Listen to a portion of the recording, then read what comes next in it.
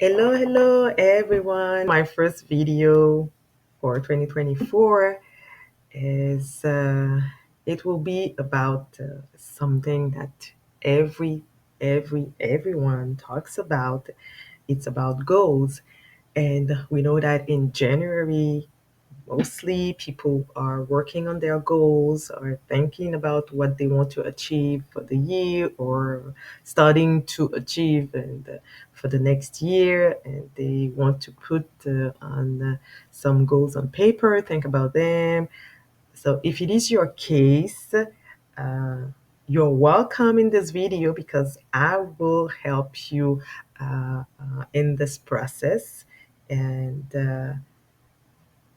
because it is important when you are setting goals to know how to do it and to find the best way that will help you. Um, we all, I won't say we all, but most people heard about the SMART method, which is a five criterias, and it's usually used in the professional field when people want you to set up goals and they want you to achieve for the year, and they said uh, it is you have to rely on these five criteria so to make sure that your goals you will achieve them. Just for a reminder for the people who don't know or people who don't really remember, the SMART method uh, we generally heard about is that your goal should be specific, it has to be measurable, achievable, realistic, and time defined. And in my personal experience, I've used the SMART and for my professional goals and also for my personal goals. So I've tried to follow this method.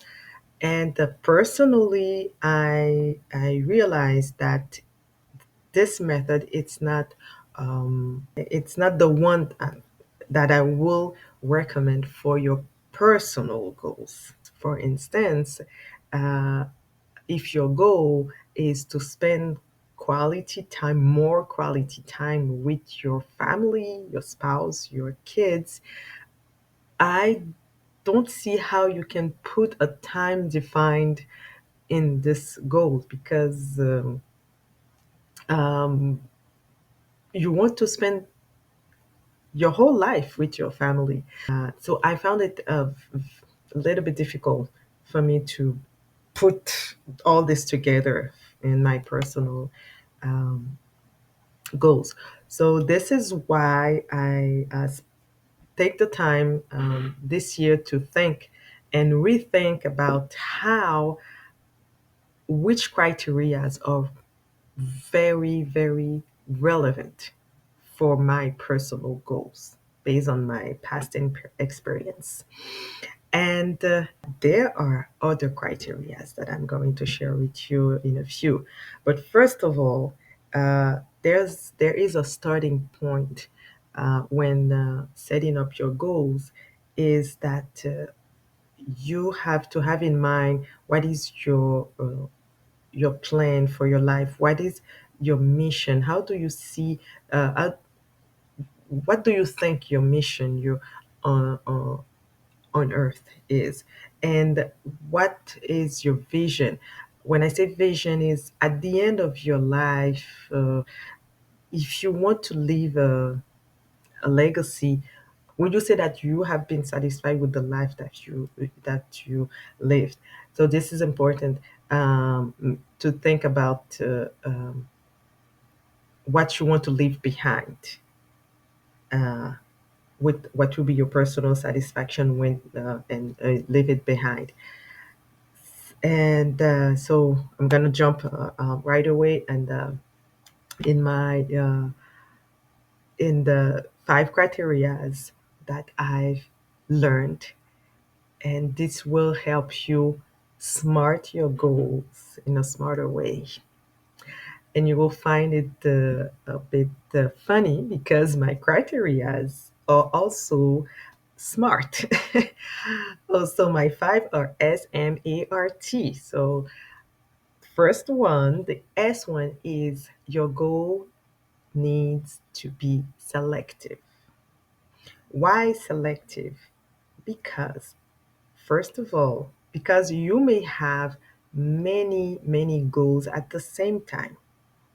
But uh, today, when you're writing down your goals, ask yourself, what is the goal, or what are the goals with the highest priority, and which are more important for you today, or to be achieved this year. So this is how you will be able to select your goal. And why I say you need to be selective, it is because you may have some goals that come from other people, that will be given to you by other people, or goals that come from external pressure.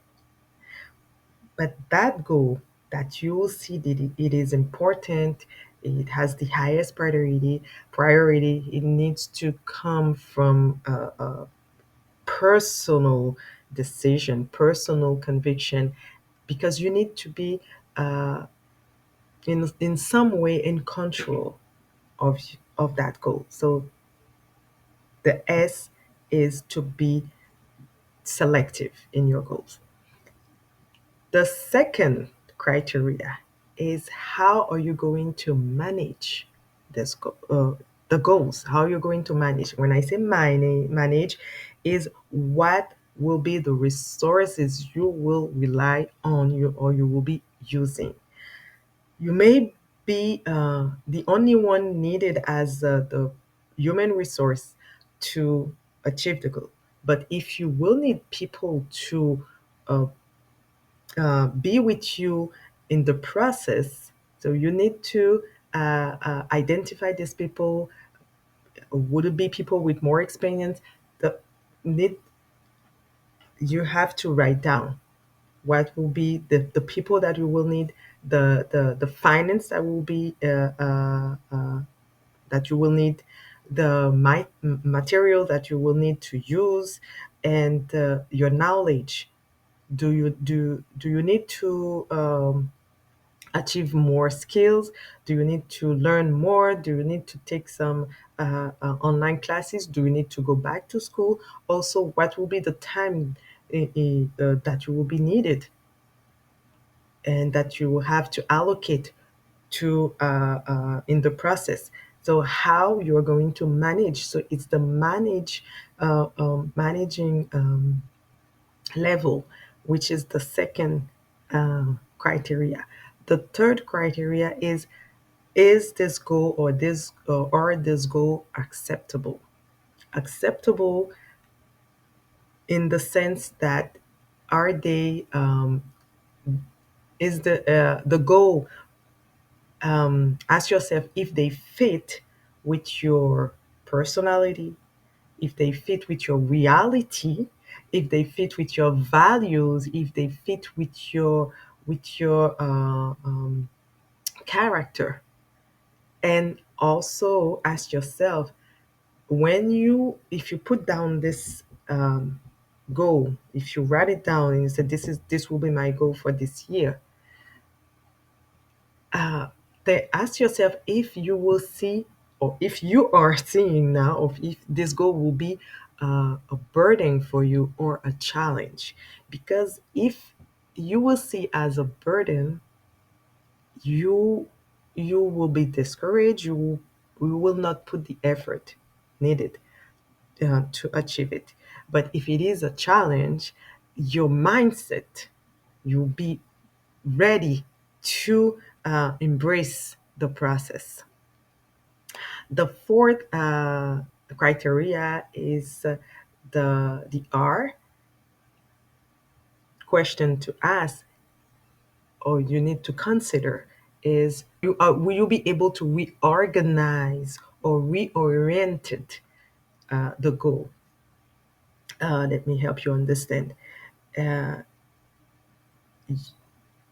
do you have do you think you will have a plan B that will keep you in the process in a different way that you've planned in the beginning, but the finish line will still the same. So the goal will not change, but the process will change. So are you thinking about that plan B? I'm gonna give a quick example. I have a friend back in his